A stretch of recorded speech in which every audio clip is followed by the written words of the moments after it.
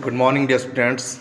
Today I am start a new chapter of class 10th, chapter first, the revolt of 1857. ठीक है ना, first independence war of the India. Previous video के through मैंने आपको पूरा revolt और उसके बारे में कंडीशंस के बारे में बताया, किस तरह से रिवॉल्ट हुआ। झांसी रानी एंड ग्वालियर के राजा सिंधिया और नाना साहब, तात्या टोपे, कुंवर बहादुर और ये आपकी बेगम हजरत महल लखनऊ में, इन सब ने पार्टिसिपेट किया। और उनके जो हेड थे वो Bahadur Shah Zafar, who was the last Mughal emperor of India that time, क्योंकि वो अभी भी जो इंडियंस की जो फीलिंग्स थी वो अभी भी अपने बादशाह से जुड़ी हुई थी। हालांकि वो नाम के ही बादशाह थे, अंग्रेज़ों ने उनको पेंशन पर रखा था, पूरा इंडिया कैप्चर कर लिया था, और वो सिर्फ नाम के ही यानी सांकेतिक ही एक सिंबॉलिक ही किंग थे। फिर भी जो लोगों की सेटलमेंट है, जो लोगों की फीलिंग्स है वो उनसे टच थी, तो उन्होंने उनको हेड किया। वो रिवॉल्ट इतनी ज़ोरदार थी, इतनी अच्छी रिवॉल्ट थी कि उस समय अंग्रेज़ बिल्कुल भागने ही वाले थे, यानी चले भी जाते वो, क्योंकि एक यूनिक तरीके से बहुत मास कम्युनिकेशन हुआ मार्केट में, फील्ड में लोग आए और बहुत एग्रेसिव थे। कई बेस थे, किस कारण से वो अग्रेसिव थे मैं आपको प्रीवियस वीडियो में आपको बता चुका हूँ, उसकी आप स्टडी करें। ये जो थी वो फेलियर हो गई, जो रिवॉल्ट थी ये फेलियर हो गई। ये क्यों फेलियर हो गई, उसके कुछ कॉजेस थे।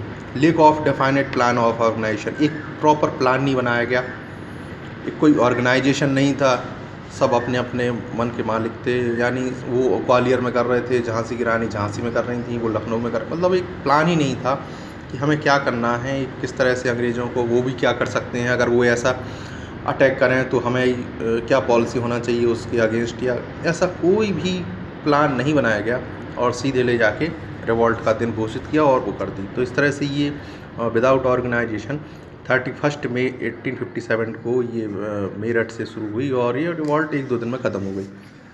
दूसरा, लेक ऑफ सुपीरियर जनरल्स, इसमें सुपीरियर जनरल्स कोई नहीं था। तात्या टोपे थे, लक्ष्मीबाई थी, नाना साहब थे, but they could not successful only in certain region and country. लेकिन ये कंट्री के लिए सफिशिएंट नहीं थे, क्योंकि इंडिया बहुत वास्ट कंट्री है और ये सिर्फ लोकलिटी के थे। इनके पास मिलिट्री स्ट्रेंथ नहीं थी। Tatya Tope and Rani Lakshmibai of Jhansi failed to defend the Jhansi fort because they did not have the military skills to stop advantage British force, क्योंकि उनके पास फोर्स नहीं थी। रानी लक्ष्मीबाई तात्या टोपे के पास ब्रिटिश फोर्स से लड़ने के लिए कोई प्लान नहीं था। इस तरह से हो गया। दूसरा, superior military strength of British की जो स्ट्रेंथ थी बहुत सुपीरियर थी, बहुत पावरफुल थी। उनके पास गन्स थी, तोप्स थी और एक प्रॉपर प्लान था रिवॉल्ट को दबाने का, ठीक है ना। तो इस तरह से ये वो उन पर हावी हो गए, सुपीरियर रहे। दूसरा, रिवॉल्ट वाज लोकलाइज्ड, और ये जो रिवॉल्ट थी ये सिर्फ लोकलाइज ही थी। लोगों को ये पता था कि बस इसी जगह रिवॉल्ट होना है, बाकी के लोग जो गाँव में थे और जो अदर सिटीज़ में थे वो चुपचाप बैठे रहे। उन्होंने कहा वो तो वहीं होना है, वहीं के लोग निपटेंगे। तो इस तरह से ये स्प्रेड नहीं हो पाई, अगर हुई भी तो अंग्रेज़ों के डर से वो दबा दी गई, क्योंकि वो प्रॉपर प्लान नहीं था।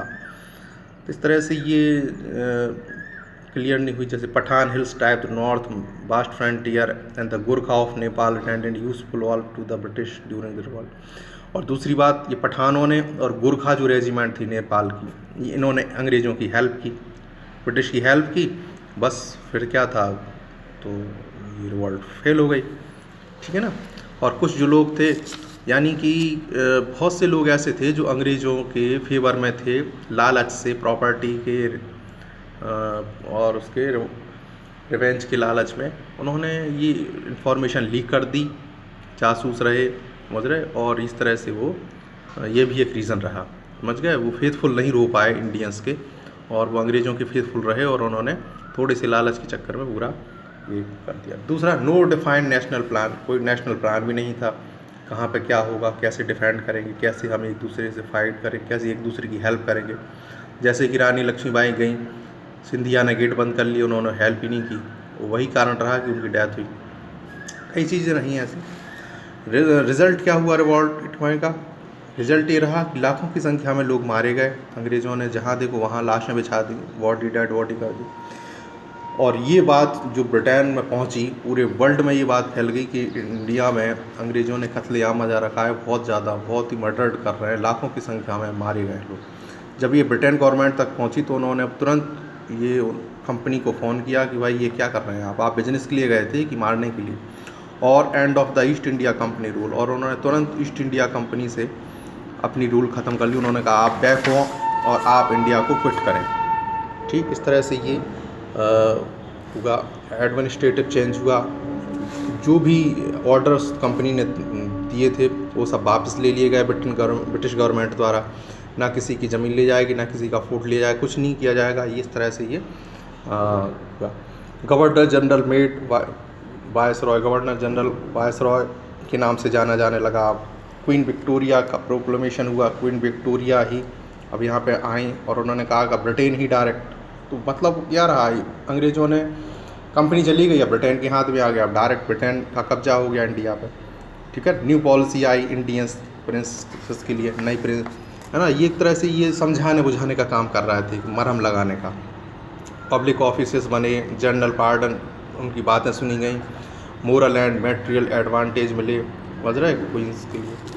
सोशल एंड रिलीजियस फ्रीडम भी मिला उन्हें, जो उनके रिलीजन पर हमला हो रहे थे वो कम हो गए। रिकॉग्नाइजेशन ऑफ आर्मी, आर्मी का गठन करने के लिए उन्हें किया गया कि आप अपनी आर्मी भी रख सकते हैं। इकोनॉमिक एक्सप्लोटेशन, यानी जो उनकी इकोनॉमी कमज़ोर हो गई थी, अंग्रेज़ों ने कहा कि नहीं आप अपनी इकोनॉमी मजबूत कर सकते हैं, हम आपकी हेल्प करेंगे, यानी इनडायरेक्टली उन्होंने कहीं ना कहीं एक मरहम लगाने का काम किया। पॉलिसी ऑफ डिवाइड रूल, अब उन्होंने जब देखा कि ये सिपाही म्यूटिनी हुई थी, अब नहीं हो सकता है ये, हमें राज करना है तो इंडियंस की हेल्प के बिना हम राज कर ही नहीं सकते, तो उन्होंने हिंदू और मुस्लिम के बीच डिवाइड एंड रूल की पॉलिसी अपनाई। डिवाइड एंड रूल में उन्होंने अंग्रेज़ों ने हिंदुओं को अलग भड़काया, अंग्रेज़ों को उनके बेनिफिट से अलग, यानी एक दूसरे में एक फूट डालो और राज करो की स्थिति, जिससे कि वो कोई ना कोई कम्युनिटी तो हम उनकी फेथफुल रहेगी। ठीक, राइस ऑफ, इसमें ये हुआ कि नेशनलिज्म की भावना हुई। इससे सबसे अच्छा फ़र्क पड़ा कि इंडिया में नेशनलिज्म आया कि ये देश हमारा है, और हमें एक बार हम मर चुके, लड़ चुके, अब हमें कंटिन्यू करना है ये। ठीक है ना। तो इस तरह से ये जो चैप्टर है ये फिनिश होता है। आप इसके क्वेश्चन आंसर्स फाइंड करें, बोर्ड है आपकी साल, और ऑनलाइन क्लास में जो भी डाउट्स हैं वो क्लियर करें। ओके।